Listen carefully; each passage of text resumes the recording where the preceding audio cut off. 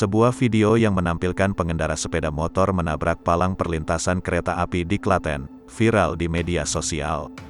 Kejadian memilukan itu viral setelah videonya diunggah oleh akun Instagram @dascam_owners_Indonesia. Dalam video yang beredar, tampak dua palang perlintasan kereta api sudah menutup dengan sempurna. Tiba-tiba, ada seorang pengendara sepeda motor yang menabrak palang.